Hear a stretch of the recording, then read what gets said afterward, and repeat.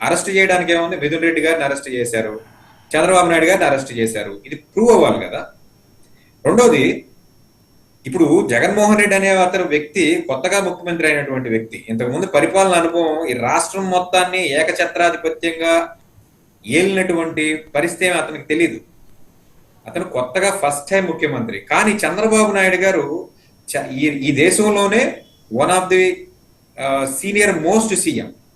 ఆయనకి తెలుసు ఏ నేరం ఎక్కడ జరుగుతుంది, ఎలా జరుగుతుంది, దాని యొక్క పర్యవసానాలు ఏంటి, ఒకవేళ నేరం జరిగినట్లయితే దానికి బాధ్యులు ఎవరు ఉంటారు అనేది ఖచ్చితంగా ఏ అధికారులకి సంబంధం లేకుండా ఏ రాజకీయ నాయకుడు కూడా క్రైమ్ చేసేటువంటి పరిస్థితి, స్కామ్ చేసేటువంటి పరిస్థితి ఉండదు. సో చంద్రబాబు నాయుడు గారికి ఉన్న ఇన్ఫర్మేషన్ ప్రకారం ఖచ్చితంగా ఈరోజు మద్యం కుంభకోణం జరిగి ఉండొచ్చేమో అనుకుందాం.